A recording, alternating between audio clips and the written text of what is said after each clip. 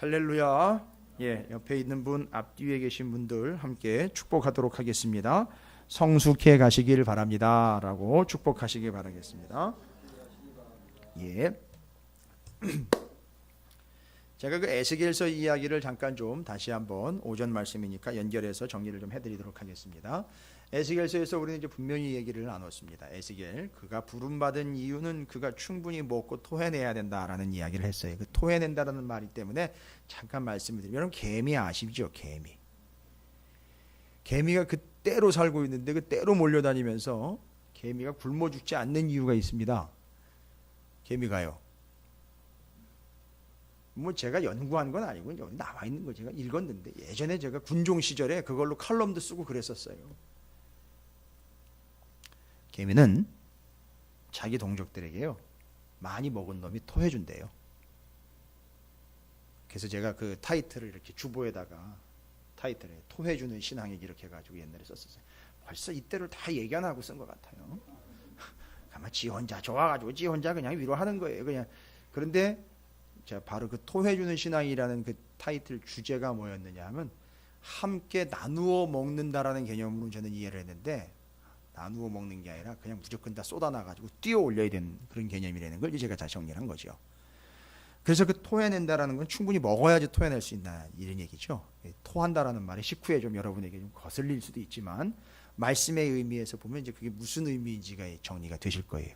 그래가지고 충분히 토해내서 말씀이 충분히 흘러 넘쳐서 그를 띄울 수 있게, 떠오를 수 있게 한다라는 그 의미를 다시 한번 이제 설명해 드리기 위해서 뭔 얘기, 이걸 신약에서는 어떻게 인용을 했느냐, 충분히 떠올라야 된다, 띄워야 된다, 그리고 이제 빛이 되어야 된다라는 이야기를 할 때 그 빛이라는 말이 이제 여러분에게 말씀, 일어나 빛을 발하라는 말이 무슨 말인지 아시겠죠? 네가 유명한 존재가 되려는 게 아니에요. 아우 저 사람 믿음 좋아. 여러분 대부분 그거 70%는 좀 많이 썼다. 한 90에서 99%까지는 다 뻥이에요. 여러분이 보는 게 정확치 않습니다. 저도 못 봐요. 하나님이 보셔야 돼요. 믿음이 좋다 이런 얘기 함부로 하시지 마세요. 벌써 그걸 믿음이 좋다 어떻다를 이야기하는 그 사람 자체가 이미 상당히 교만한 상태에 있는 상태이기 때문에 그 얘기하면 안 됩니다. 하여튼 조심하세요. 그 얘기하는 사람들은 여러분께서 봐셨을 때는 그냥 이렇게, 그건 토해해 주는 게 아니라 그건 뱉어야 되는 거죠. 그러니까 지금 우리가 볼 수 있는 건, 일어나 빛을 발하라 라고 이야기하는 것은 그 사람이 유명한 사람이 되거나 그 사람이 인정받는 사람이 되는 게 아니에요. 제가 오전에는 말씀 안 드렸는데, 다니엘서에 많은 사람들을, 다니엘서의 이야기예요. 많은 사람들을 하나님께로 돌아오게 하는 사람들은 그 사람이 어떻게 된다 그랬죠? 하늘의 별과 같이 빛난다 그랬어요. 그걸 사람들은 죄다 뭐라고 얘기했냐면, 이야 참 잘, 전도 왕이다 이래가지고 금가락지 은가락지 선물로 받고, 저기 회의에서 이 사람이 올해 몇십 명 전도했다고 막 잔뜩 지켜 세워주고 이렇게 되는 것을 별과 같이 빛나는 거라고 이야기를 해줬단 말이죠. 그런데 에스겔서와 다니엘서가 이야기하고 있는 별과 같이 빛난다라는 말은 무슨 얘기냐 하면, 수많은 사람들을 하나님께로 돌아오게 한 사람들은 별과 같이 빛난다라는 이야기는, 돌아오게 한 건 과거지만 별과 같이 빛난다라는 것은 어떻게 되는 거죠? 미래의 이야기죠. 이걸 단순히 그 사람이 잘한 것에 대한 상급이나 보상으로 보시면 안 돼요. 큰일 납니다. 그러니까 늘 하나님께로 사람들을 돌아오게 한 사람은 별과 같이 빛난다라는 말은, 오늘 에스겔서에 빛난다, 깨우친다라는 말로 이해를 하시면 그 사람은 어떻게 한다는 얘기죠? 그 사람이 어떻게 존재로서 인정받는다라는 게 아니라, 옛날에 그렇게 많은 사람들을 돌아오게 했다는 얘기는, 이 사람이 옛날에도 어떻기 때문에 사람들이 돌아온 거죠? 빛을 보고 돌아온 거예요. 그러니까 이 사람이 빛을 낸 것은 자기 영광을 드러낸 게 아니라 하나님의 말씀의 영광을 드러내줬기 때문에 사람들이 그걸 보고 듣고 따라온 거예요. 다니엘에 왜 그 얘기가 나온지 아십니까?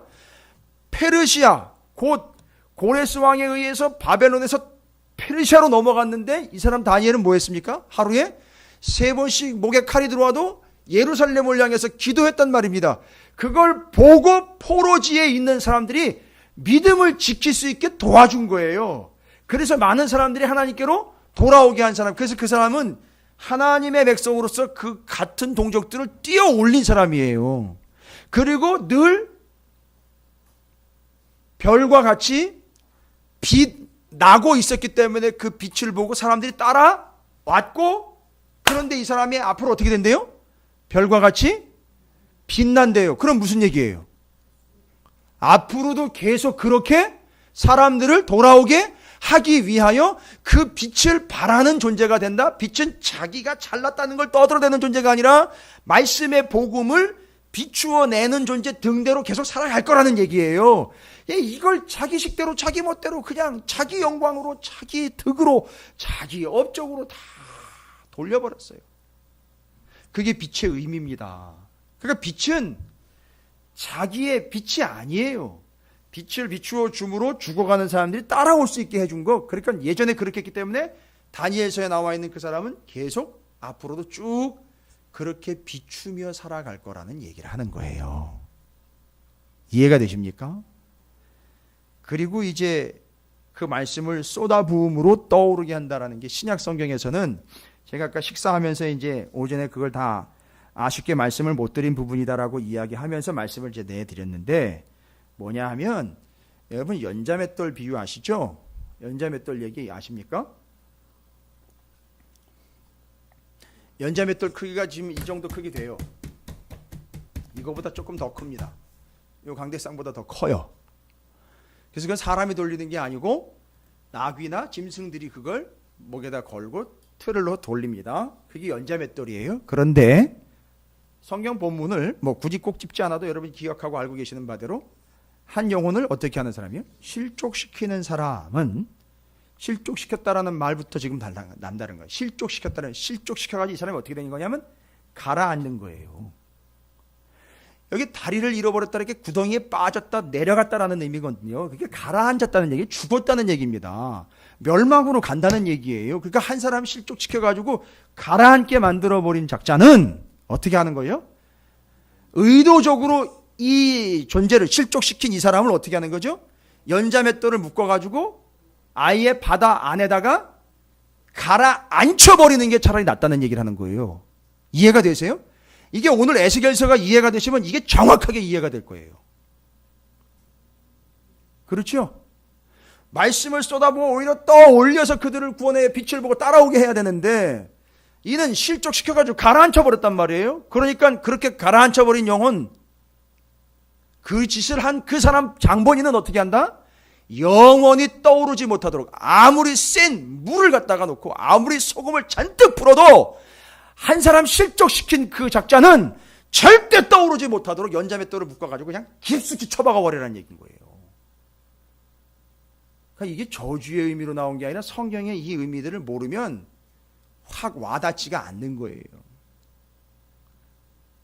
목사님 그거 어떻게 아셨어요? 아니 성경이잖아요. 성경을 얘기하잖아요.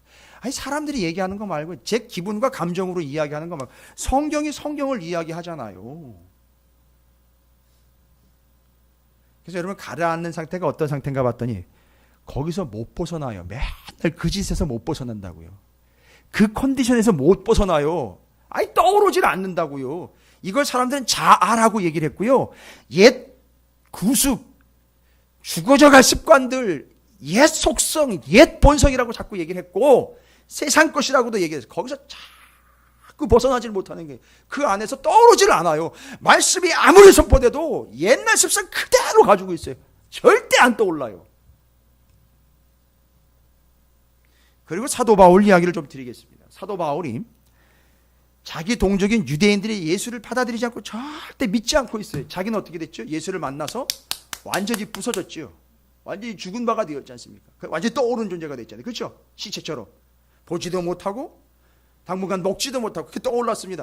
근데 자기 동족을 보니까 이 사람들이 후원을 못 받는 거예요. 왜요? 예수 그리스도를, 저 피값이요 죄값을 담당하신 예수 그리스도를 받아들이질 않으니까 다 죽어가는 거예요. 그래가지고 사도 바울의 신학이면서 신앙이기도 합니다. 뭘 믿었느냐? 이걸 믿은 거예요. 여러분, 이건 분명히 신학으로 나온 거예요. 이건 어느 누구도 함부로 반론을 제기할 수 없는 이야기예요. 성경에 분명히 나와 있기 때문에. 로마서에도 있고 사도 바울의 서신서에는 무슨 얘기가 나와 있냐면, 사도 바울이 자기 동족들에게는 이게 안 통하는 거예요. 자기 동족들에게는 말씀을 전해도 통하지 않습니다. 그러니까 무엇을 바꿔버렸느냐면 순서를 바꿔버렸어요. 그러나 중요함은 바뀐 게 아니에요. 순서를 바꿔서 사도 바울이 어떻게 했죠? 자기 동족이 아닌 이방인들에 가가지고 복음을 무수히 전했어요. 이해가 되시죠? 그래가지고 교회 세우고 복음 전해가지고 거기 있는 사람들을 잔뜩 구원을 시켰어요. 어떻게 구원을 시켰느냐 하면 그 말씀을 복음과 진리로 전함으로 쏟아놓고 부어 부음으로써 이 영혼들이 어떻게 돼요? 떠올랐어요. 그릇이 두 개가 있습니다. 꼭대기가 주둥이가 맞닿아 있어요. 그러니까 물이 차면 어떻게 되느냐 하면 옆 그릇으로 넘어갈 수 있어요. 그런데 지금 뭐가 먼저 차고 있느냐 하면 이방이라는 그릇이 쭉 차고 있습니다. 그러니까 물이 차니까 이방인들이 다 떠오르지요. 구원받고 그 수가 쭉 차면 이제 물이 올라가니까 어떻게 돼요? 자기 동족인 유대인에게로 물이 흘러 들어가요. 그렇게 해서 유대인들 동족들이 다시 또 떠올라 구원 얻게 하려고. 여러분, 이게 바울의 신학사상이에요. 그래서 바울이 이방인들에게 더 열심히 죽어라 하고 이방에 먼저 가가지고 복음을 전한 이유가 뭐였느냐면, 여기가 빨리 올라와 차야 넘쳐서 유대인들에게도 들어와서 유대인들이 떠올라 구원 얻는 존재가 될 것이다라는 믿음 때문에 그거 한 거예요. 이건 상당히 수준 높은 내용입니다. 성경에 나와 있는데 이것도 표현이 돼 있어요. 그러나 사도 바울은 늘 누구를 염두에 두는지 자기 동족들을 염두에 대서 빨리 이방인들에게 빨리 복음을 전해가지고 차고 넘쳐서 흘러와 유대인들도 차고 넘쳐 올라올 수 있도록 구원하기 위한 이 틀을 신학과 신앙의 틀로 가지고 있었던 겁니다. 그러니까 이게 에스겔서 오늘 말씀과 연결해서 노아의 홍수 이야기와 연결을 해서 정리가 되면 신구약이 전체로 하나의 테마로 뚫려버리는 거예요. 이게 다는 아니지만 이게 중요한 사상입니다. 예, 상당히 수준 높긴 해요. 수준 높다라는 말이 어려운 게 아니거든요. 우리가 모르는데 모르는 걸 인정을 안 하고 모르는 채로 계속 있다 보니까 어린아이 젖먹이 신앙이니까 맨날 기초적인 것만 또 얘기해야 되고 기초적인 것만 또 얘기해야 됩니다. 그러니까 오늘 6장 1절부터 뭐라고 얘기했냐면, 그러므로 우리가 그리스도의 도의 초보를 버리고, 이거 버린다라는 얘기는 치워버리는 게 아니에요. 초보에서 이제는 벗어나서라는 이걸 이야기합니다. 이미 초보는 됐으니까, 기초와 기본은 됐으니까, 죽은 행실을 회개하는 것, 하나님께 대한 신앙, 세례받는 것, 안수받는 것, 죽은 자의 부활과 영원한 심판에 대한 교훈의 터는 이미 기본이 되는 거예요. 이거를 벗어나 뭐 해야 된다? 하나님께서 허락하시면 우리가 이것을 하리라. 한 번 빛을 받고, 여러분 여기 빛이라는 말이 또 나왔어요. 빛을 받았다. 그 빛 얘기하는 거예요. 인도함을 받았다. 따라갔다. 이야기하는 겁니다. 하늘의 은사를 맛보고 성령에 참여한 바가 되고 하나님의 선한 말씀과 내세의 능력을 맛보고도, 그렇게 하고도 타락한 자들 어떻게 된 거죠? 옛날로 돌아가거나 배교를 해가지고 예수를 버린 자들. 심각한 문제가 뭘까요? 회개의 기회가 주어지지 않는다라는 게 문제입니다. 이 상당히 심각한 문제를 거론하고 있어요. 배교의 문제예요. 옛날로 자꾸 돌아가 가지고선 지금 현재 예수 그리스도의 진리의 전부를 부인하고 뒤로 돌아가 버리거나 옛날로 돌아가 버리거나 빠져버리는 존재의 심각성이 뭐냐면 회개가 먹히지 않는다는 겁니다. 이게 이 배교의 문제예요. 회개가 안 먹힌다는 거예요. 지금 히브리서를 기록한 사람은 그걸 정확하고 명확하게 지적을 하고 있어요. 보십시오. 타락한 자들은 다시 새롭게 하여 회개하게 할 수 없나니라고까지 얘기했어요. 이는 그들이 하나님의 아들을 다시 십자가에 못 박아 드러내놓고 욕되게 함이라. 자꾸 믿음의 기초로 돌아가고 옛날로 돌아가려고 하는 사람들은 뭐를 끄집어내는 거죠? 예수를 다시 십자가에 못 박을 필요성만 자꾸 끄집어내는 거예요. 이해가 되십니까? 그러니까 이건 아주 반역의 대역죄인 거예요. 예수를 다시 십자가에 못 박아야 되니까. 자, 그러면 이렇게 옛날로 돌아가 버리지 않으려면, 옛 습성이요 옛 것으로 자꾸 가라앉아 버리고 옛날로 돌아가 버리지 않으려면 이거 어떻게 해야 됩니까? 어떻게 해야 됩니까? 뒤로 넘어가 보면 9절부터 12절까지 사랑하는 자들아 우리가 이같이 말하나 너희에게 이보다 더 좋은 것 곧 구원에 속한 것이 있음을 확신하노라.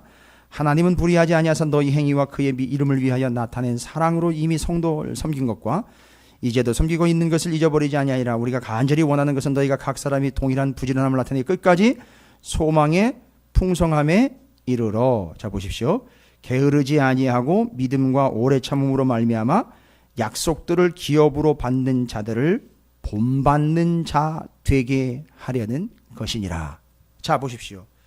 여기 6장 1절이 시작되면서부터 이 유대인들의 문제는 뭐냐 하면 유대 기독교인들 옛날로 돌아가 버리려고 하는 사람들의 문제는 뭐였느냐 하면 뭐 하려고 하는 거죠? 옛날로 돌아가려고 하는 게 바로 수준으로 보면 뭐죠? 그 수준과 상태로 보면 이 히브리서 이 지난 장의 2장과 앞에서 나온 거 젖먹이 수준이요 어린아이 수준이요. 자꾸 옛날로 돌아가려고 하는 게 그러니까 방법은 뭘까요? 옛날로 돌아가지 않으려면 어린아이에 머물러 있지 말고 성장, 성숙해야 돼요. 그런데 오늘 히브리서 6장에서는 성장하고 성숙하기 위하여 어떤 방법을 내줬느냐면 12절이에요. 12절. 게으르지 않고 믿음과 오래 참음으로 말미암아 잘 보십시오. 약속들을 기업으로 받은 자들을 본받는 자 되게 하려는 것이니라. 아까 답으로 제시한 게 뭐죠? 기초와 어린아이로 돌아가지 않고 옛날로 돌아가지 않고 믿음의 진보를 보이고 성숙하기 위해서 하나의 방법을 제시했습니다. 뭐죠? 약속 믿고 그것을 지키며 끝까지 기다렸던 그 믿음의 선진들을 어떻게 하면 된다? 본받으면 된다. 요걸 위해서 누굴 소개한 거예요? 뒤에 아브라함을 소개를 한 거예요. 그래서 아브라함을 소개를 한 겁니다. 그러니까 주제는 뭐죠? 핵심 주제는 어려움 때문에 옛날로 그 이전 것으로 그 그릇된 속성으로 다시 돌아가려고 하는 것. 이건 자꾸 옛날 수준이 아니라 어린아이 수준에 머물러 있고 젖먹이로 끝난다는 얘기죠. 그러니까 대책은 하나밖에 없어요. 빨리 성숙해야 돼요. 성장해야 됩니다. 성장해야 되니까 이야기하는 건 뭐지요? 빨리 어른이 돼야 되고 성숙해야 되는데 좋은 방법이 있다. 바로 그걸 끝까지 믿음으로 지켜냈던 믿음의 선진들을 보고 배워라 이 얘기예요. 그래서 뒤에 13절부터 20절까지 아브라함을 끌어다 댄 거예요. 됐습니까? 너무너무 쉽죠? 근데 오늘 오전 일부 예배 때 여러분 제가 간략하게 말씀드릴게요. 오전 일부 예배 때 민수기 27장인가요? 민수기 27장 12절부터 23절까지에 모세가 죽게 됐습니다. 아니 모세가 죽게 됐다는 건 모세가 하나님의 부름을 받게 됐어요. 하나님 뭐라고 얘기해? 너 이제 때가 다 됐어. 넌 다 됐다. 근데 모세가 제안을 하죠. 그러면 이 많은 사람들은 누가 인도하지요? 이끌지요? 당연한 거죠. 지도자로서. 그렇죠. 그건 네 할 바 아니다라고 얘기를 하지 않고 모세랑 계속 대화를 하시면서 하나님이 누구를 세울지에 대한 제안을 받아요. 모세로부터. 근데 그 민수기 27장 12절부터 23절까지 우리는 여호수아라는 답을 알고 있지만 여호수아가 이야기되기 전에 거론되기 전에 모세가 제시한 조건이 하나가 있어요. 어떤 사람을 그 다음 지도자로 세우냐. 누구를 세울까에 대한 질문 고민이잖아요. 누구를 세울까. 그래서 일부 예배 때 누구를 세울까가 말씀 제목이었었어요. 근데 첫 번째 조건으로 제시하는 게 뭐냐면 모세가 제시를 해요. 모세가 주님 앞에 출입하는 자뿐만 아니라 그 출입하는 자가 백성들까지도 출입하게 만드는 자, 그런 사람이라야 되지 않겠습니까? 라고 이야기를 해요. 나와 있어요. 27장 12절부터 23절에 그 출입한다라는 말 제가 오늘 우리 아이들에게 참 재미있고 정말 이해하기 쉽게 잘 얘기를 하고 설명했어요. 우리 친구들한테. 여러분 기억나십니까? 출입하는 자. 성경에 보면 사무엘상 일부 예배 때 오실 분들 기억나십니까?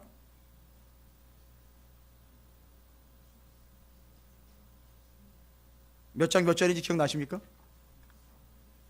누군지는 기억나십니까? 사무엘상 12장에는 사무엘상 18장에는 다윗이요. 다 그 사람들이 다 어떤 사람들로 소개가 되고 있냐면 출입하는 자라고 소개가 되어 있어요. 출입하는 자. 사무엘도 다윗도 그 다음 순서대로는 그 다음이 아니죠. 오히려 여호수아가 먼저지요. 그러니까 사무엘이나 다윗이 오히려 누구 이야기를 인용을 한 거죠? 여호수아 이야기를 인용을 한 거예요. 근데 우리는 민수기에서 여호수아라는 사람을 모세는 여호수아요라고 얘기를 하지 않고 조건을 먼저 제시를 해요. 이런 사람이요. 어떤 사람이요? 스스로 출입할 뿐 아니라 다른 사람들을 출입하게 하는 사람이요 라고 이야기를 해버렸어요. 그죠? 그러면서 출입한다라는 말의 뜻을 제가 설명을 드렸어요. 기억하시는지 모르겠습니다. 출입하는 자. 출입하는 자, 그 사람은 사람들이 관심 갖고 보는 사람이에요. 그렇죠? 관심 갖고 보는 게 그걸로 끝나는 게 아니라 사람들이 따라해요. 그걸 출입하는 거라 그러는 거예요. 그러니까 사람들이 그 사람이 출입하는 걸 보면 아, 저럴 땐 저쪽 문으로 나가는 거구나. 아, 저럴 땐 저렇게 하는 거구나라는 걸 어떻게 해요? 그 사람이 하는 걸 보고 배워요. 배우고 따라합니다. 이게 출입한다는 의미요. 이게 출입에 대한 정확한 근거 이야기 드린 거죠. 그래서 사무엘과 다윗, 그 다음에 민수기에서는 여호수아가 바로 그런 인물들이었다라는 것이죠. 출입하는 자. 여러분 이게 뭐랑 연결이 되느냐면 바로 그 빛을 비추어 따라오게 하는 사람들 있잖아요. 그거랑 연결이 되는 개념이라고요.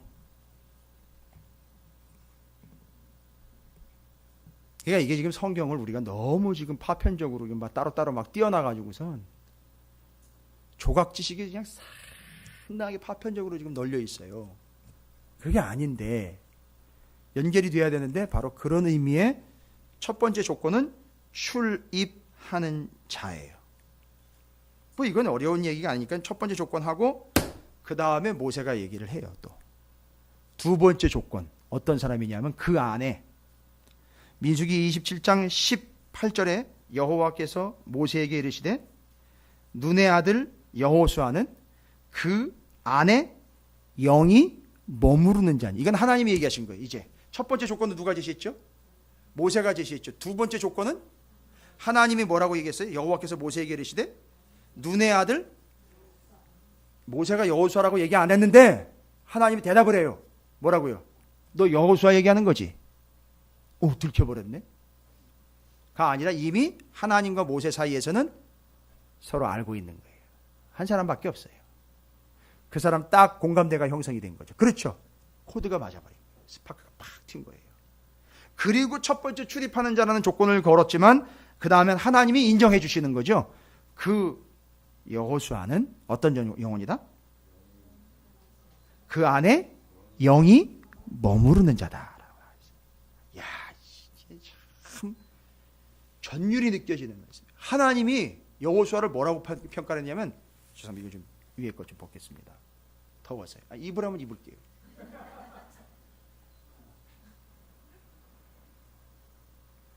그런 식으로 저를 가라앉히면 안 되겠죠? 자, 모세가 제시한 출입하는 자, 하나님이 인정한 그 안에 영이 머무르는 자. 그 뭔 얘기냐면 하나님의 영이 머물렀다라는 이야기는 우리가 쉽게 표현을 하면 하나님이 그에게서 떠나지 않아. 제가 왜 굳이 떠나지 않는다라는 얘기를 하느냐면 여호수아 1장 5절에 보면 지금 민수기인데 민수기에 여호수아가 세워져 있는 이야기를 통해서 여호수아는 하나님의 영이 머물렀다. 하나님의 영이 결론적으로 떠나지 않았다는 걸 직접 확인을 해 주셔요. 여호수아 1장 5절에 들어보세요. 내 평생에 너를 능히 대적할 자가 없으리. 내가 모세와 함께 있었던 것 같이 너와 함께 있을 것임이니라. 내가 너를 떠나지 아니하며 버리지 아니. 누가 얘기한 거예요?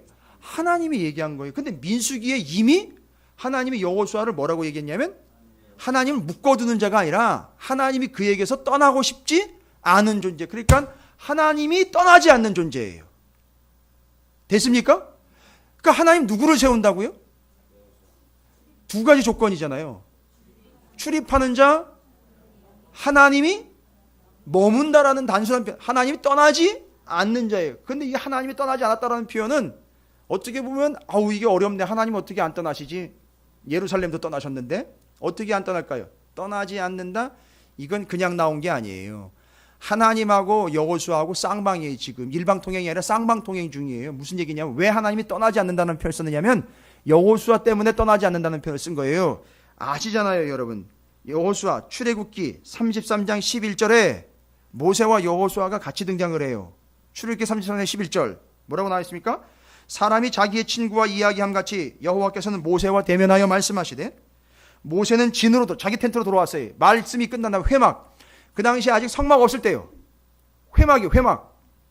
그냥 하나님과 만나는 곳 장소인 회막에 하나님 말씀하셨어요. 누구 와요? 근데 모세와 얘기했는데 누굴 데리고 갔어요? 여러분, 여호수아랑 얘기한 게 아닙니다. 모세랑 처음에 얘기했어요. 근데 그 얘기하는 장소에 누굴 데리고 갔느냐면 수종 드는 자이기 때문에, 종이기 때문에 데리고 갔어요. 이 옆에 있는 비서실장이에요. 데리고 갔어요. 그런데 말씀이 끝나자, 대화가 끝나자 모세는 자기 텐트로 갔는데, 잘 보세요. 눈의 아들 젊은 수종자 여호수아는 회막을 떠나지 아니하리라고 나와 있어요. 지금 성경을 우습게 만만히 보실 게 아니에요. 왜 하나님이 떠나지 않는다는 표현을 썼느냐? 누구 때문에 쓴 겁니까? 여호수아가 직접 보여준 게 떠나지 않는 거예요. 그래서 하나님이 떠난다, 머물다, 안 떠나겠다라고 이야기하신 거고, 실제로 여호수아 1장 5절에서 확인까지 해주셨어요. 그러니까 지금 뭔 얘기입니까? 하나님이 세우는 존재는 출입하는 자요, 하나님의 영이 떠나지 않고 머무는 자인데, 하나님의 영이 떠나지 않는 이유가 뭐냐 봤더니만 그가 하나님을 떠나지 않기 때문이라는 거예요. 그러니까 이 사람을 세우는 거예요. 그 사람 세우는 겁니다. 잘난 사람 세우는 게 아닙니다. 그래서 제가 오늘 오전에 일부 예배 때 애들 축복했어요. 니들이 국회 가라. 저기 청와대 가라. 이 시청에 들어가라. 가라. 그 하나님이 세우셔야 되는데요. 이거 두 개야 확립 안 되면 절대 안 보내시는 거예요. 절대 안 세우십니다. 몰라요. 자립하면 뭐 스스로 알아서 쓰면 어디가 쓰긴 쓰겠지요. 그러나 하나님이 세우는 자예요. 하나님이 세우는 자. 여기 지금 각 가정에 자녀들 있고요. 자손들 다 있습니다. 자녀손들 다 있어요. 명심하십시오. 잘 되는 거 위해서 목사한테 기도해달라는 거 다 아는데요. 제 기도는 해드립니다. 정말로요. 왜냐하면 제 양떼고요. 우리 교회 성도들이니까 자녀들 기도는 해요. 그러나 세워서 보내서 쓰시는 데는요, 하나님의 전권이에요. 그건 저도 타치 못해요. 그런데 하나님이 대신 세우는 자 누구냐? 모세 대신에 여호수아라고는 툭툭 던지는데 그 사람이 그렇게 쉽게 세워진 게 아니에요. 두 가지 이유 때문에 세워진 거예요. 출입하는 자요, 하나님의 영이 떠나지 않는 자였고, 그 전으로 올라가면 그가 하나님을 떠나지 않는 자였기 때문에 그렇습니다. 여러분, 제가 왜 이런 얘기 드리는지 아시겠어요? 지금 그 떠난다라는 말이 히브리어로 무쉬라는 단어예요. 무쉬. 기억하시기 쉽게 잘 외워두십시오. 여러분, 하나님 무시하지 마세요. 예? 하나님 무시하지 말라고요. 물론 발음은 무시는 시이지만 무쉬는 쉬예요. 그런데 무쉬라는 말이 떠난다는 말입니다. 근데 그 여호수아는 떠나지 않았다는. 근데 무쉬라는 뜻이 원래 뭐냐 하면, 여호수아는 무쉬하지 않았어요. 뭐 하지 않았다고요? 무쉬. 히브리어는 무쉬. 우리나라 말로는요, 떠나다라는 뜻으로 해석됐죠. 그런데 무쉬의 원래 뜻 말씀드릴게요. 좀 무섭기는 해요. 이런 말씀이 선포되면 선포되는 순간부터 효염이 발생이 되는 거거든요. 그러니까 여기 지금 안 계시는 분들은 어떻게 보면 지혜로운 걸 수도 있어요. 싹 피해 다니면서. 예, 욕하는 거 아니에요. 괜히 또 잘못 전달하지 마십시오. 근데 그 무쉬라는 말이 뭐냐 하면, 제일 첫 번째 뜻이 뭐냐면 멈추다는 뜻이에요. 멈추다, 그만두다, 스탑하다, 있던 걸 제거하다, 하던 걸 안 하다, 없애다. 그래서 제가 원래는 이제 금요일 날 저녁에 여러분에게 몇 번 말씀드린 거잖아요. 요즘에 모이기를 패하는 교회들이 상당히 많습니다. 스스로 자체 모임을 없애는 성도들도 있어요. 스스로 주일날 한 번 가면 되는 거지 뭘 더 이상, 이렇게 해가지고 자기가 스스로 모임을 패하는 영혼들이 있어요. 그게 바로 무쉬예요. 이해가 되십니까? 무쉬. 근데 그게 떠나다라는 표현으로 해석됐으나 기본적인 뜻은 멈추다, 줄이다, 있던 걸 없애다, 제거하다. 말을 했어요. 그런데 그걸 어떻게 해요? 철회하다, 취소하다, 물러가다. 그러니까 여러분 잘 보세요. 히브리서가 뭐 때문에 지금 고민이 되고 있는 부분이죠? 유대교로 돌아가려고 하는 바로 요게, 이 히브리서는 누구를 대상으로 쓴 겁니까? 이방인이 아니라 유대인들을 대상으로 쓴 거예요. 유대인이었는데 예수를 믿다가 어떻게 되는 거죠? 바로 그러니까 지금 그 상태가 여기 말씀으로 하면 뭐 하고 있는 거죠? 무시하고 있는 거예요. 이해가 되십니까? 무시하는 사람들의 상태를 이야기하는 거예요. 그런데 절대 누구는요? 그러지 않았다. 여호수아는 절대 무시하지 않았다. 멈추지 않았다. 제거하지 않았다. 줄이지 않았다. 없애지 않았다. 여러분 이해하시고 들으세요. 여러분이 이해하시기 쉽게 얘기해드릴게요. 예배 횟수 줄이지 마세요. 기도 횟수 줄이지 마시라고요. 에이 뭐 목사님 횟수가 중요한가요? 시간이 중요한가요? 제대로 하는, 아니요. 그런 얘기하는 사람들 치고 제대로 하는 사람들 한 번도 못 봤어요. 죄송합니다. 헌금 함부로 줄이지 마세요. 무시하는 거예요. 어쨌든 다른 변명이 필요 없습니다. 무시하지 마시란 말입니다. 멈추거나 없애거나 제거하거나 스스로 조절하지 마십시오. 그래서 제가 심각성을 얘기했죠. 금요일 기도회 없애버린 교회가 수두룩합니다. 얘기 드렸잖아요. 수요일날 저녁 예배 없애기 시작하면서부터 우리 교회, 이 민족의 교회에 지금 하락세가 지금 가라앉고 있는 거예요. 지금 됐죠? 아니 가라앉고 있다고요. 하락세가 아니라 가라앉고 있다고요. 아니 떠도 시원찮을 판에 뭐 유명해지는 겁니까? 아니 그러면 큰 교회는 다 구원받게, 그럼 다 큰 교회로 가야죠. 왜요? 큰 교회는 지금 뜨고 있잖아요. 그런 의미가 아니잖아요. 유명해지는 게 아니잖아요. 들어 올려야 되는데 무시해버리고 멈춰버리고 취소해버리고 줄여버리고 자기 함부로 조절해버렸단 말입니다. 그러니까 어떤 결과가 나옵니까? 가라앉아버린다는 겁니다. 지금 가라앉아버린다는 거예요. 정말 답답하고 제가 지금 속에서 막 불이 나요. 그런데 그 여호수아는 떠나지 않았다. 그것 때문에 하나님이 그에게서 떠나지 않고 계속 머물러 계셨다. 할렐루야. 그러니까 히브리서가 굳이 이야기하자면, 제가 지난번에 여호수아서는 안식으로 들어가야 되는데 들어가지 못하고 광야에 남아있는 신세가 돼버린 거 아니겠느냐 할 때 연결한다면, 여호수아 얘기 나왔을 때 이 이야기도 정리가 됐어야죠. 이해가 되십니까? 그때 떠나지 아니했던 여호수아의 이야기도 같이 정리가 돼야 된다는 거예요. 전체적인 맥락으로 보면.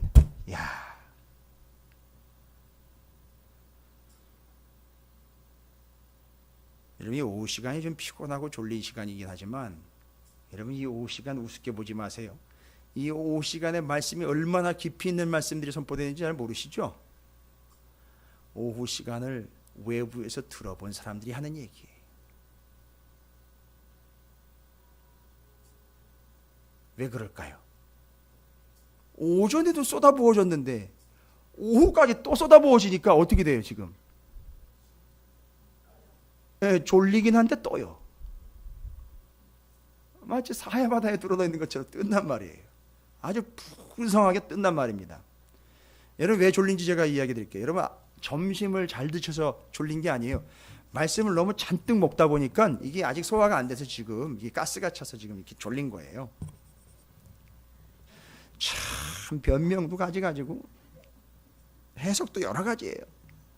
자, 제가 이야기 드리려고 하는 이제 의미를 아셨을 거예요.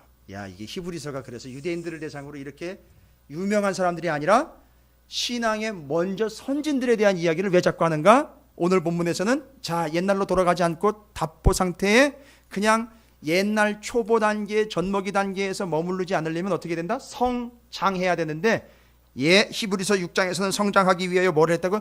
먼저 앞서 믿음을 향해 달려갔던 그 믿음의 선진들을 어떻게 해라? 본받아라라고 나와 있어요. 그런데 오늘은 누구를 본받으라고 얘기했느냐 하면 모세, 여호수아 앞에서 이야기했고 누구 얘기했죠? 아브라함 얘기했습니다.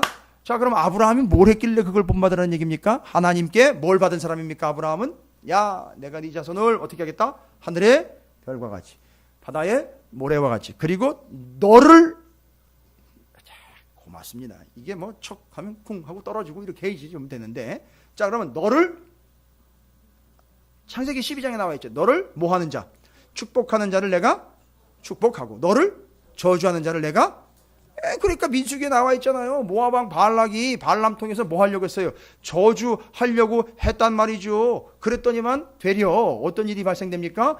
모압 왕 발락이 발람 통해서 저주를 내렸는데 저주가 뭘로 바뀌어버렸어요? 축복으로 바뀌어버렸어요. 되려 그렇게 저주했던 모압, 막 싹 쓸어버리지 않습니까? 하나님이 정리하시지 않습니까? 정리되는 거 아닙니까? 그게 결과입니다. 그리고 너를 축복, 너를 저주, 이 모든 것들이 다 아브라함에게 주신 뭐예요? 약속이에요. 근데 이 약속은 결론은 하나님의 말씀이에요.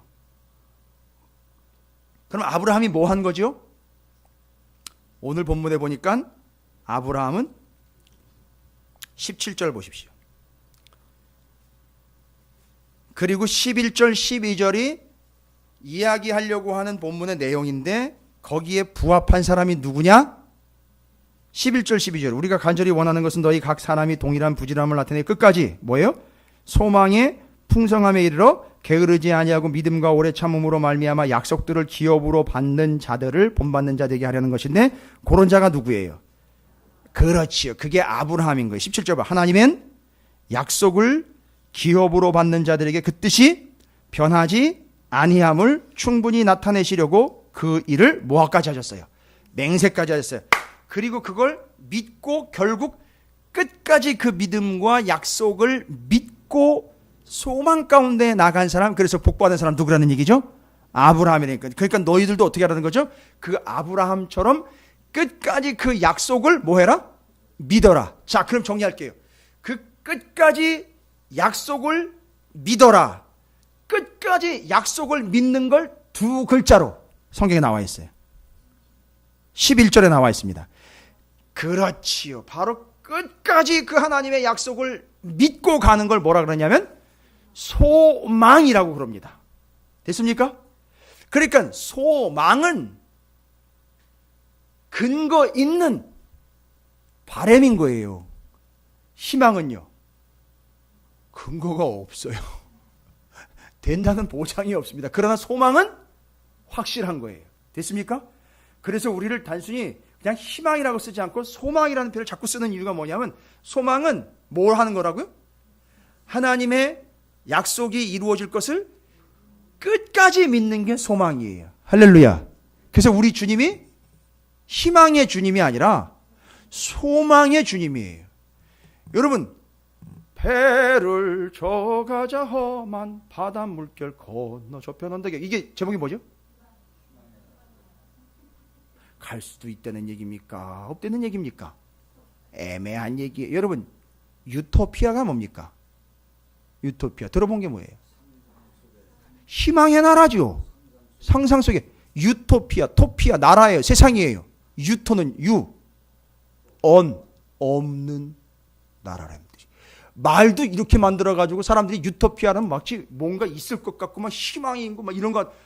그 말의 뜻은 없는 나라예요. 원래는요.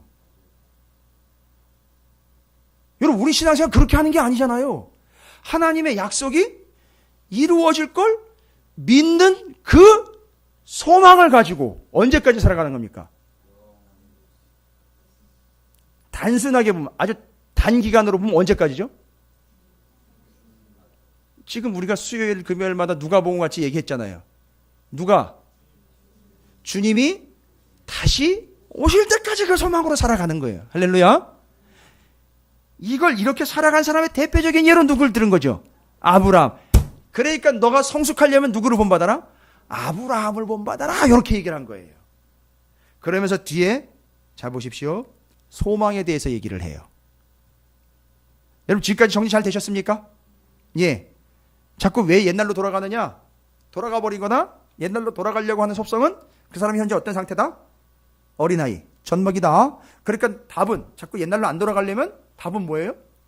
어린아이가 되지 않고 성장, 성숙해야 하는데 히브리서 6장에서는 성숙할 수 있는 방법으로 제시한 게 뭐예요? 그 믿음의 성숙을 이루어서 본을 보여준 믿음의 선진들을 어떻게 하죠? 따라가라, 본받으라는 얘기죠. 그런데 오늘 누구를 예를 들었죠? 아브라함. 아브라함은 뭔 예입니까? 뭐 했던 예죠? 하나님의 약속을 끝까지 믿었던, 뭘 가지고 있었던 사람이죠? 소망을 끝까지 가지고 있었던 사람이다. 그러니까 너도 아브라함처럼 끝까지 소망 갖고 살아라 라는 거죠. 그렇게 되면 어떻게 된다? 그냥 소망하다가 끝나는 게 아니라 그 소망을 제대로 가지고 있는 자, 그가 바로 어떻게 된다는 겁니까? 본받는 거잖아요. 그 소망을 갖고, 아브라함처럼 소망을 갖고 그런 소망으로 살아간다면, 약속이 이루어질 걸 믿고 끝까지 살아가는 소망 있는 사람이 되면 그 사람은 어떻게 되는 거죠?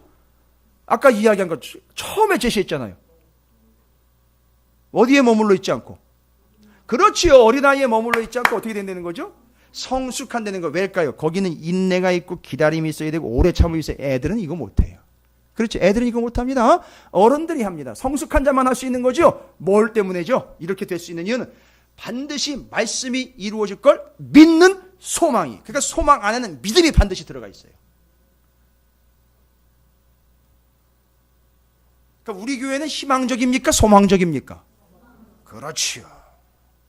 여러분 스스로 축복하십시오. 이 가슴에다 이렇게 손을 얹으시고 나는 소망적인 사람이야 라고 축복해 주세요. 예, 아니 화분들을 보더라도 저희 희망적이다라고 이야기. 여러분 희망적인 건 긍정의 힘인 거고요. 소망이라는 건 믿음인 거예요. 이해가 되십니까? 그러니까 애들한테 희망을 자꾸 주지 마세요. 애들한테 소망을 줘야 돼요. 소망을 줘야 되니까 뭐가 반드시 필요해요?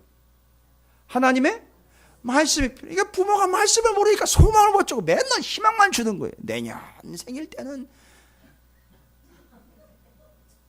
맨날 되도 않는 희망만 주는 거예요. 소망은 뭔데요? 하나님이 너를 분명히 쓰실 거야. 너는 사용 중이야. 아니 이런 거 설명을 해줄 수 있어야 되는데 그게 소망이 되는데 이게 소망이 아니고 맨날 희망만 적어주니까 애들은 그냥 뚱그름 잡는 거예요.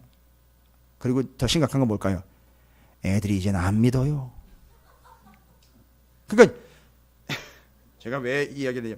이 강대상에서요 희망의 메시지를 선포하잖아요. 들을 때는 좋은데 성도들 절대 안 믿어요. 됐죠? 여기서는 뭐가 선포가 되냐면 소망의 메시지가 선포가 돼야 되는데 희망적인 것만 맨날 얘기하니까 성도들이 절대 안 믿어요. 안 따라와요. 그게 이제 문제인 거죠. 자, 그 대표적인 예가 누구다? 아브라함이다. 그럼 이제 소망이 정리가 돼야 돼요. 소망 잘 정리되셨습니까? 뭐 하는 게 소망이라 그랬죠? 약속 곧 하나님의 말씀이 이루어질 걸 끝까지 믿는 게 소망이에요. 근데 와 너무너무 은혜스러운 표현이 나와 있습니다. 소망에 대해서 18절입니다. 이는 하나님이 거짓말을 하실 수 없는 이 두 가지 변하지 못할 사실로 말미암아 앞에 있는 뭐예요? 소망을 얻으려고 피난처를 찾은 우리에게 큰 안위를 받게 하려 하심이라. 잘 보십시오. 두 가지가 이제 앞에 나오는 것도 있는데 뒤에 소망을 이야기하는 두 가지 보시면 돼요. 뒤에도 두 가지가 나와 있어요. 우리가 이 소망을 가지고 있는 것은 누구처럼요?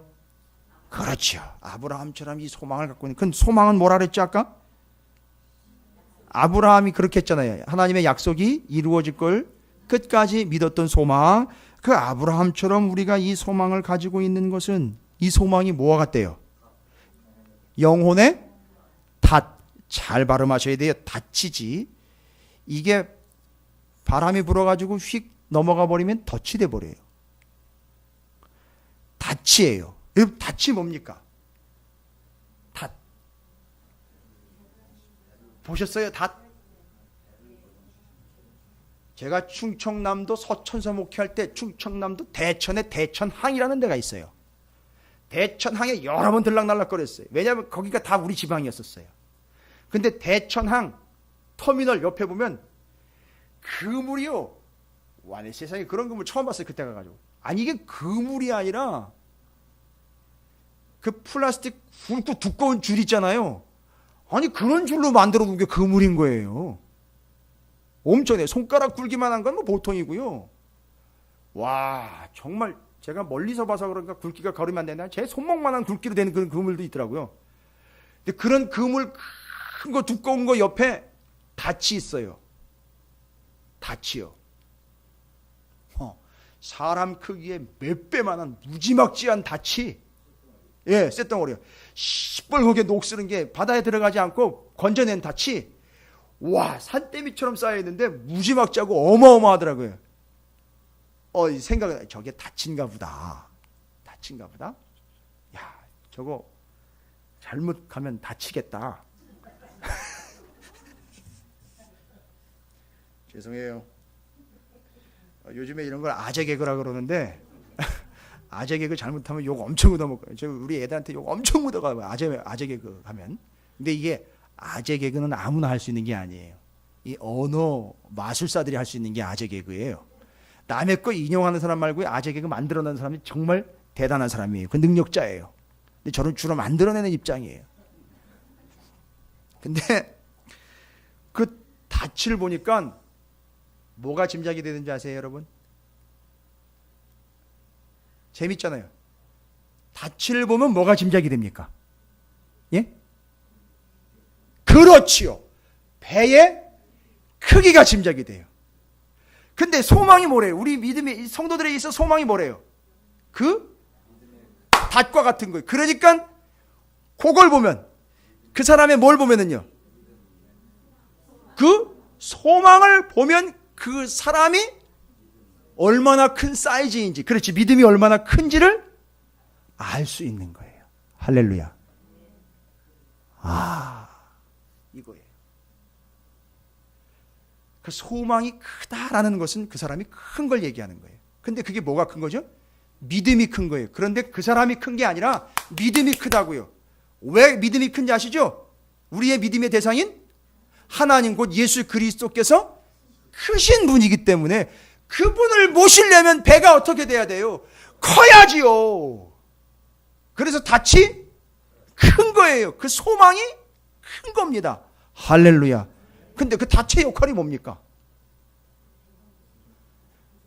그렇지요. 바다에서 태풍이 거나 파도가 치면 당연히 배는 어떻게 될까요? 쓸려가게 됩니다. 그 얘기가 뭐죠? 여기 성경에 분명히 나와 있는 내용들로 보면 덫에 걸려버린다라고 이야기 누가 보면 기억나십니까?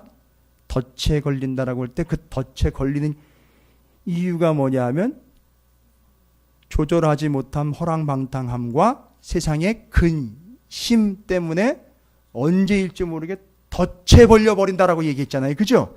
바로 그것처럼 그 배는 그냥 내버려두면 아무리 큰 배일지라도 어떻게 돼요?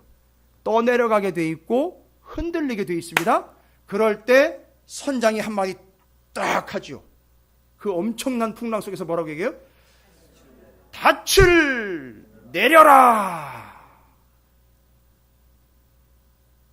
그때 모두 내려야 되죠. 돛도 내려라. 돛하고 닷하고 다 아시죠? 잘 모르세요.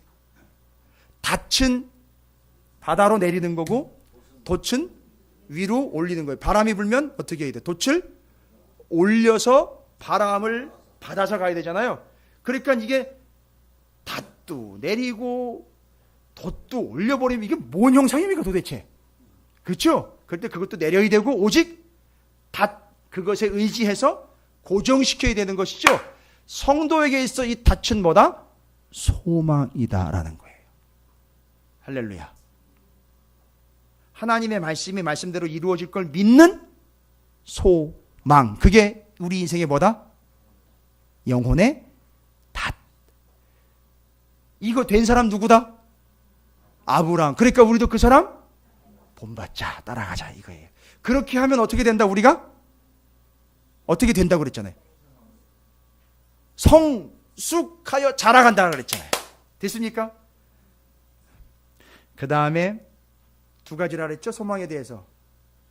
여러분 느닷없이 20절에요. 소망을 얘기하다가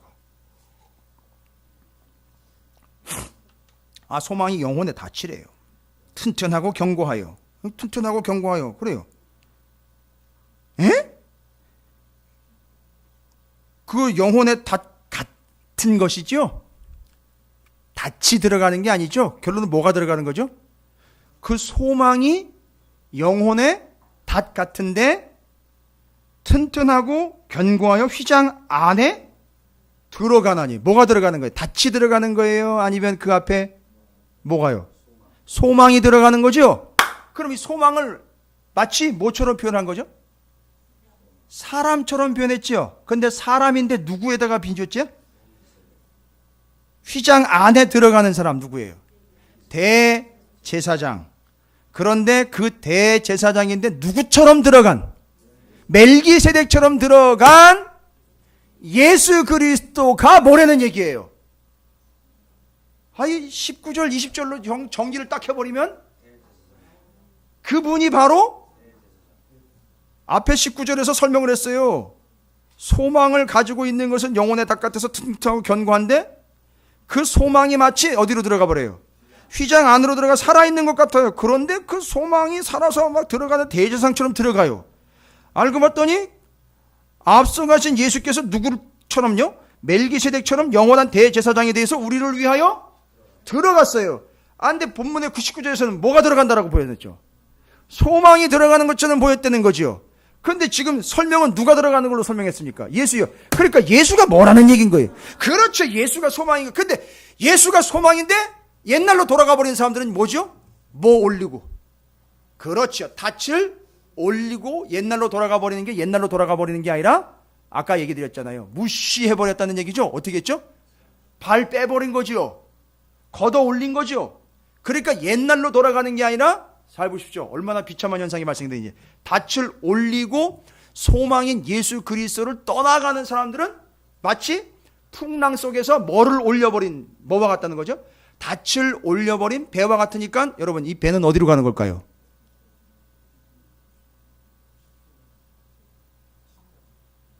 맞아요. 오늘 얘기랑 다 연결해 보십시오. 결국 이 배는 어떻게 된다? 가라. 와. 이거예요. 가라앉는다는 거예요. 이렇게 이 기가 막힌 진리를요. 지금 뜬다, 가라앉는다, 뭐 떠오른다, 들어 올린다, 뭐 이런 얘기를 그냥 장난처럼 얘기한 게 그냥 결코 아닙니다.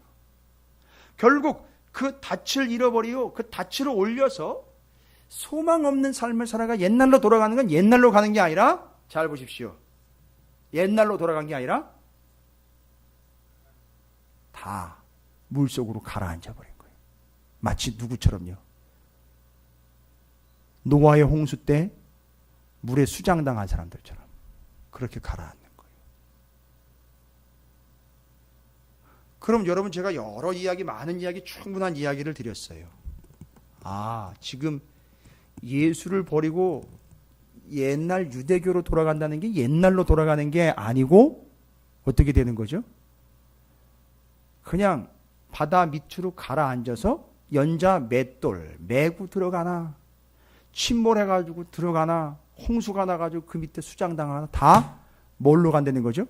멸망으로 간다는 얘기인 거예요. 정리되셨습니까?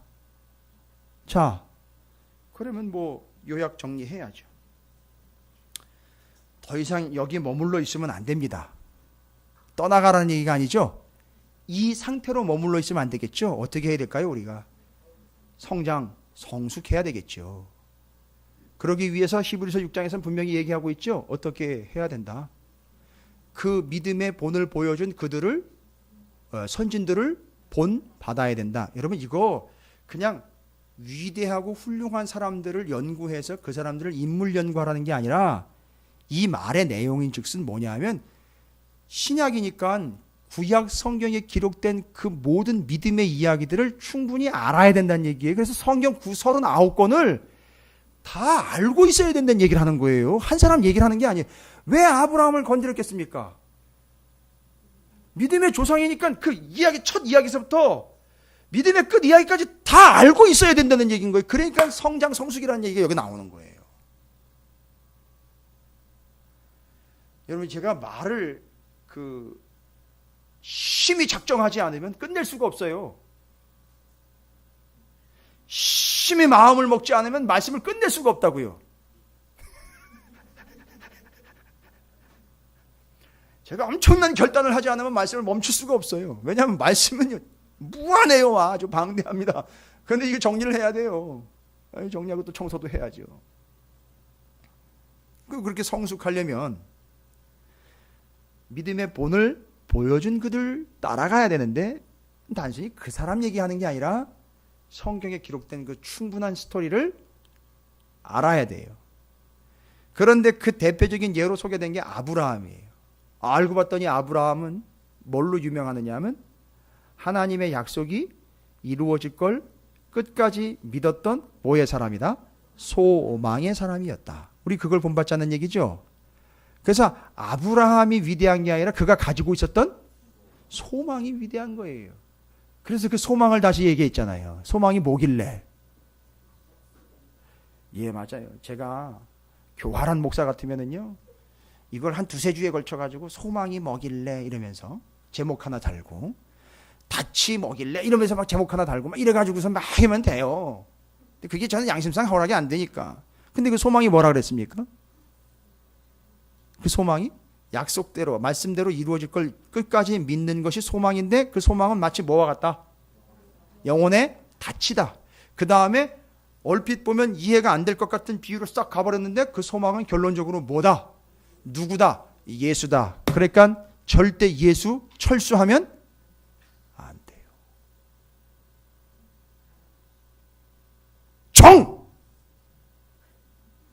바로 그 자리에서 절대 철수하면 안 돼요.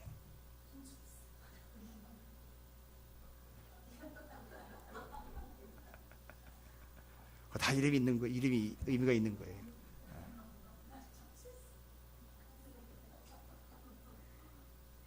바로 이거예요. 그래서 그 무시라는 말이, 말하자면 무시라는 말이 요 닻으로 이야기하면 뭐 해버리는 행동이죠? 닻을 올려버리는 행동. 멈춰버리는 거니까. 떠나버리는 거니까. 그러니까 거두어드리는 거예요. 거두어드리는 거예요. 취소하는 거예요. 내가 잘못 내렸다 하면서 그냥 거두어드리는 거예요. 절대 거두어드리거나 옛날로 돌아가 버려서는 안 됩니다. 이와 같이 우리가 히브리서 6장을 통해서 소망에 대한 이야기를 정확하게 정리했습니다. 아브라함이 그걸 붙잡았고요. 그러니까 우리의 영원한 소망, 예수 그리스도. 그러니까 그분이 우리의 영혼의 소망이요, 뭐와 같다? 닷과 같다. 와, 이게 얼마나 큰 위로가 되고 은혜가 되는지. 그래서 예수를 믿는 여러분들이 마치 뭐를 내리고 삶을 살아가는 것과 같습니까? 닻을 내리고 살아가는 것과 똑같아요. 지금 여러분에게는 살아가다 보면 뭐가 올 수도 있죠. 풍랑이 일 수도 있고 태풍이 일 수도 있습니다. 그러나 그것이 제대로 내려져 있으면 어떻게 된다? 뭐 하지는 않는다? 가라앉지는 않는다. 이걸 얘기하려고 하는 거예요. 영혼의 탓, 소망, 우리의 소망 예수 그리스도. 그걸 버리고 어떻게 돌아가느냐? 어떻게 옛날로 빠져버리느냐? 어떻게 여기서 멈추느냐? 너 끝까지 가거라 라는 게 히브리서 6장, 오늘은 누구의 예를 통해서죠? 아브라함의 예, 소망, 성숙 됐죠. 그래서 어린아이, 성숙, 소망, 아브라함, 닷, 예수 그리스도 됐습니까? 이제 우리 교회 성도님들은 뭐 제가 하는 얘기에 이제 어느 정도 익숙해지셔서, 근데 다른 교회 성도님들도 이게 들어보면 정리가 잘 된다고 그러시는데, 그냥 인사치레로 하신 얘기인지 모르겠지만 정리가 잘 된다고 그래요. 정리되셨습니까? 예. 이제 제가 여러분과 함께 그 소망의 닻을 내려서 그 충분하게 여러분이 하나님의 말씀을 또 받고 듣고 해서 여러분을 좀 이제 띄워야 될 것 같아요. 그래서 제가 지금 오늘 들어오시면서 보셨는지 모르겠지만 48시간 성경 통독은 이제 올 여름에 저 통독원에서 있는 프로그램이라 제가 그냥 하루 강사로 가기 때문에 어떤 식으로 진행되는지 교재까지 넣어서 그거 이제 소개차 그거 갖다 놓은 거고요. 우리 교회에서 이제 앞으로 제가 기도하면서 좀 준비해야 되는 게 바로 여러분들 충분히 말씀을 좀 토해내서 이제 띄워 올려야 되는데 통성경학교 어드밴스 과정을 좀 개설을 하려고 합니다. 교재가 3권이에요. 상당히 교재가 양도 많고 가격도 비쌉니다. 100강의가 들어가 있기 때문에 쉽지 않습니다. 그래서 아예 100강의로 충분하게 여러분에게 좀 토해내려고 합니다. 한번 보시고 마음이 있는 분들은 제가 이제 모집한다 그러면 신청해 주시면 돼요. 제가 그건 인도할 수 있으니까 강사 자격이 되기 때문에 이제 하려고 합니다. 그러나 각오하시고 이제 아마 임하셔야 될 거예요. 교재 보시면 내용이 어떤지 짐작되실 거예요. 자, 그런 과정을 좀 진행하려고 합니다. 하여튼 여러분께서 기도하시면서 선교한다라는 마음과 작정을 가지고 아마 임하시지 않으면 쉽지 않을 겁니다. 오늘 가시면서 그냥 가지 마시고 살펴보시면서 한번 마음 가운데 어떤 마음이 드시는지 기도하시면서 그것도 준비하시면 될 것 같습니다. 자, 결단하겠습니다.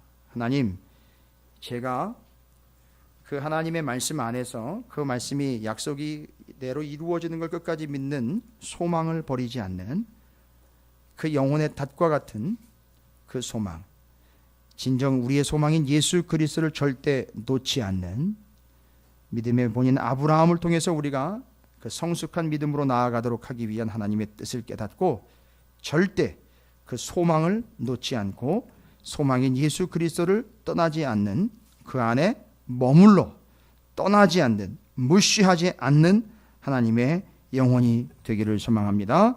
여러분의 영혼의 닻을 다시 한번 팽팽히 당기면서 닻이 내려졌구나 라는 확신과 그런 믿음으로 주의 이름을 크게 한번 부르시고 이 2가지 결단하도록 하겠습니다. 절대 닻을 올리지 않겠습니다.